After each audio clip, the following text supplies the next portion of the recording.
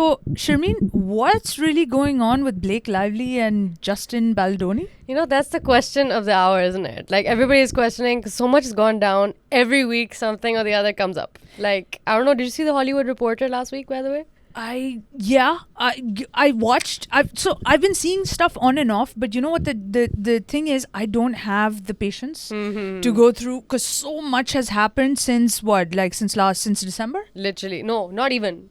All of this started in August of last year. When did the movie come out? August. This has been happening for almost a year, by the way. So, since I have a really short attention span, and also there's been so much drama, 1 year I kind of drama. lost track of the timeline, right? And I do like to follow timelines. I watched the Depp and heard entire thing at great length. This is very similar to that, I think. I'm waiting for the next Netflix documentary. Yeah. I'm sure there will be one. But before that, how about you explain it to me like I'm literally 5 and kind of just give me like a brief overview of the timeline. Okay. All right. So, first things first, Blake Lively is casted. Not everyone's happy about it because they said that she was too old, ageist, whatever. Then, basically, let's say around August, she's launching her hair care brand. That's something important. Oh. Yeah, she's launching a hair care brand and very excited about it. But then basically the marketing of the movie becomes about the hair care brand. So obviously the subject matter of the book, it was a famous book in 2016 I think it came out. Subject matter is intense. Everyone was really excited about the book. Yeah, subject matter is very intense. So people are just like, dude, isn't this coming off as a bit out of touch? Yeah. Celebrities do that. Yep.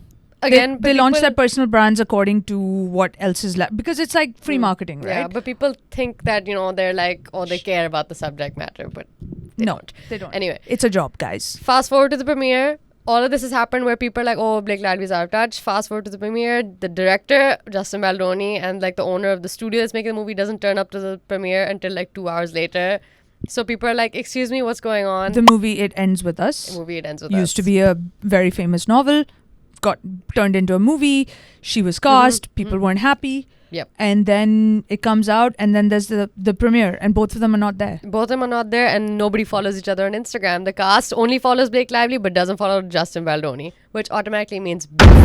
So, yeah, internet went crazy. Now, flash forward to December. We're all in holiday mode. Everybody thinks it's over. Movie was aight. It did reasonably well at the box office, too. And then Blake Lively files a lawsuit, but the New York Times covers it. And nobody actually knew about it. The New York Times was in sync with Blake Lively. They basically say... It was like a 10-pager, right? Yeah, a 10-page document complaining about his behavior. Yeah, there was harassment. There was him being hostile, him being rude. All kinds of things. Interesting stuff that basically goes against his entire image also, which a lot of people knew him for his image, which was woke and sensitive and this, that, the other. What was that TV show he was in? Jane the Virgin. Yeah. Yeah. People loved him in that. People loved him. People loved him. Yeah. People loved her also. So, if anything, I'll talk about the end some. I don't think this is really helping. It ends with them. It's going to end their careers also. But yeah, so basically, let's go into quick timeline-wise. December 21st is when the first lawsuit happens. New York Times jumps on board. Everybody supports Blake Lively because, of course, we don't ever support bad behavior. Let me get my notes out here. And then Justin Baldoni sues the New York Times first. Right. He doesn't sue her. He sues the New York Times for defamation, which is also very interesting. See, the timeline of events is weird. Is that everybody's suing everybody around first, but they're not suing each other not directly. Yet. At this point, not yet. Okay. And then basically their lawyers get involved, and the lawyers have beef with each other now also because the lawyers are full mudslinging at each other. I love it. None of the celebrities have said anything, and then let me see. So that was the $250 million lawsuit for New York Times. Then Lively's lawyers say that he's filing lawsuits because he has to defend himself and this, that, the other, and it only implicates him further. Means he's more guilty. Drake. Yeah, and then basically now this one is interesting. This was the funniest part of the entire, I guess, funniest as far as funny you can go. On the 7th of Jan, Baldoni's lawyer says that Ryan Reynolds is also being mean to him because the character of Nice Pool in Deadpool is basically a spoof on Justin Baldoni. Amazing. We don't know if that's true or not. But Nice Pool did have a man bun and was all about, oh, I'm so nice and I'm a feminist. Yeah, but does Ryan Reynolds not have other things to do in life? Is he a good husband though? I don't know. Yeah, he is. Supporting his wife? Because basically, one more thing in the lawsuit was that Blake Lively said that Justin Baldoni said that he was talking about her weight a lot and she just had a baby. And the character of Nice Pool talks about the fact that Lady Pool lost weight and had because she just had a baby. Okay, so she probably went home, complained to her husband. Her husband's like, I must defend my wife's honor. And he does. Hence. No, he does. There was a meeting also that took place. So literally in the lawsuit, she says, I called HR and I went through the whole process. She says she did that. And then Justin Baldoni said, no, the meeting was yes with HR and everybody, but there was mostly Ryan Reynolds just yelling at me. So we don't really know who's telling the truth. I wish I was in that meeting. Yeah. But I'm sure we're going to get like a reenactment soon on Netflix. I'm sure. All right. So that was the last lawsuit, was New York Times, right? Okay. Then on the 16th of Jan, Baldoni finally files a lawsuit against Blake Lively and Ryan Reynolds. Took him long enough. And he basically apparently like sued for $400 million because that's how much they're both worth. Because he wants to like take them to the cleaners. Imagine, I can totally picture him Googling how much are they worth. By the way, I Googled to check. That's the first number that comes up. Amazing. I'm sure Ryan Reynolds is worth more than that because he's like a 100% entrepreneur. Oh, exactly. Like outside of movies, but I don't know. I thought that was really funny. Okay. Next, 21st Jan, Baldoni releases behind the scenes footage of them making the movie. Because he probably had it. And you know what? I saw a video of them kind of shooting, and I'm assuming that's the one that he released, where they're both dancing and they're being really cutesy, and everyone's like, but these two were getting along perfectly fine. Yeah. And so what's Blake's problem? Yeah. And then basically her lawyers respond saying, oh, but you can see in the video that she looks uncomfortable. She's joking with him about the size of his nose and that he should get a nose job. I heard the audio, whatever audio they released of it, and I was like, they look fine. In fact, he looks uncomfortable because he's asking her, oh, let's do this, like he's being the director. Yeah. And she's saying, nah. I feel like also editing. Yeah. You never know. I don't know. They can say behind the scenes footage, but I don't know. Okay, so is this when things started to turn for Lively? Because up until now, she had her friends supporting her, which, by the way, not all her friends. Not all her friends. Taylor Swift has been very quiet. Swift has been quiet. That whole crew, that girl squad of theirs has been very quiet. In fact, they've been very aloof. Like, they just haven't said anything. They've stayed away from the press around this. Yeah, because Taylor Swift's name came up in the But text, all the weird friends have jumped. Like Gwyneth Paltrow. Yeah. And Amber Heard. All the problematic people have jumped up. Amber Heard, Bichari needs a reason to get involved, right? Yeah, but you understand, it's all the problematic people who've been in her shoes before. Yeah, but like, I'm not gonna lie, I feel like at this point... Like, but who defended him? Nobody. Apart from his lawyer, who he's paying to defend him, literally. Yeah. Literally. So it is weird, right? Like, I mean, nobody came up to defend Baldoni like publicly. Maybe in private, but not publicly. And then because the thing is, it's not just Baldoni who's being sued. It's also the president of the studio who's being sued. There's so many, like, so we're now up to lawsuit number 3, right? Yeah. Okay.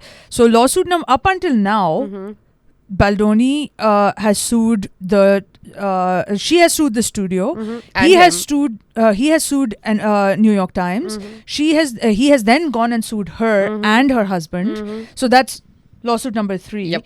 And now we're coming up to lawsuit number 4, where Lively... hang on. I forgot one thing in the middle that happened, where Justin Baldoni's own publicist guy sued him. Oh yeah, there was PR as well. Yes. The PR company sued him for defamation as well because... Yes, sir. Hang on. Let me notes. It's there. It is there. It's there. But see, that's the thing. This is why we need notes and an explanation, because literally there's 5 billion lawsuits happening with everybody involved. Everybody is really upset with each other. It's not even a tennis match anymore. It's like squash. It's like tennis match multiplied by squash doubles. Yeah, squash doubles. I don't even know if we can do that. Nope.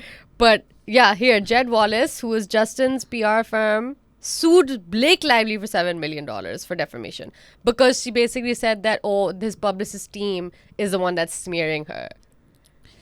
That's what it was. Is anyone actually going to get any money from all of this? Who knows? Because here, so we have our $400 million lawsuit between Baldoni versus Reynolds, the Reynoldses. Then we have Baldoni versus New York Times. Then we have Lively versus Baldoni.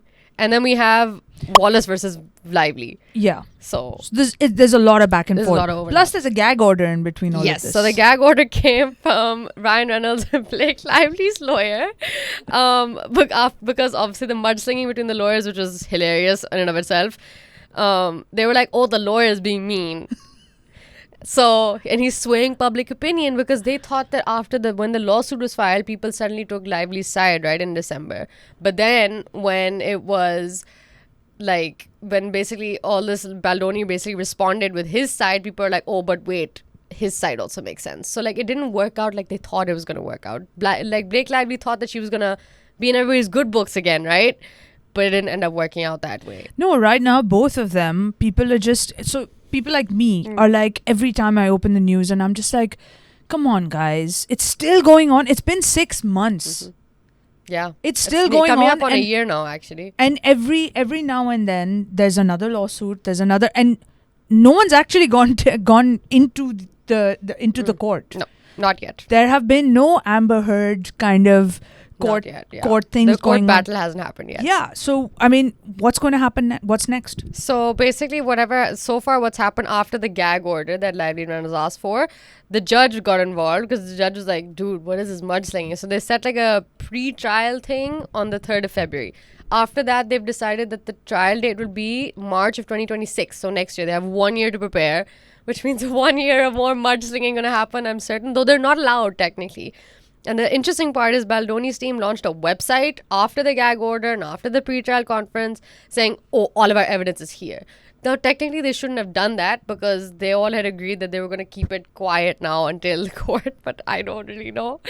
After he launches the website, the judge got even more mad and the judge was like, we're going to do the case now if you don't get it together. So then everybody kept quiet, right? You know, when there are issues like this that come up, I feel like so much go back and forth. By the time that you actually get to the trial date, there's been so much that people forget what they were actually fighting about. That's the thing. That's why we want to do a quick timeline review because every week it was relentless. You wouldn't really know who's suing who, what's happening, who said what, and who's mad at somebody. How did they make this movie? I don't really understand. Golden question. Team Lively or Team Baldoni? Dude, I'm not gonna lie. Initially, I was Baldoni. Oh, then really? I became Lively. Now I'm confused. I'm Reynolds. I'm Team Reynolds. Yeah, Deadpool for the win. Yeah, honestly, yeah. I love Ryan Reynolds. I hope Ryan Reynolds comes out okay. I'm here for the drama. He will be fine. I'm here. He's a businessman. I'm here for the drama, and I think that we've wrapped it up pretty. I mean, I'm less confused. Less confused now? I know that there's lots of drama. More. There's lots of legal action happening. And I think in this year, there's going to be, between now and the actual trial, there's going to be definitely 2 Netflix documentaries, 100%. 1 other movie. I mean, it would be amazing if the 2 of them are featured in yet another movie. It would be epic. I'm down. Because, when all of this started, I was like, oh, they're just doing this to hype the movie. Because sometimes they do that. They do right? that. They do that. PR and whatnot. Also, how long did it take me to explain that? Almost 12 minutes. Okay, 12 minutes. I took 3 months worth of stuff and narrowed it down to 12 minutes. So I'm kind of proud of myself. I will not lie. But thank you. But if you want a deep dive into detail wise, what every lawsuit says, because I actually read the lawsuit because I was like, what is going on here? Yeah. Let us know. We'll do a full breakdown episode. But yeah, I hope I cleared it up for you. Also, if you guys like these breakdowns, we talk about this all the time because I'm usually the one who's like, what's going on? And Sharmeen explains it all to me. So if you guys want things explained to you the way we do it with each other, write in the comments, right down here. Put it down in the comments and we can break down more stuff for you. Like, comment, subscribe to City FM 89 and we'll see you on the flip side. Bye. Bye.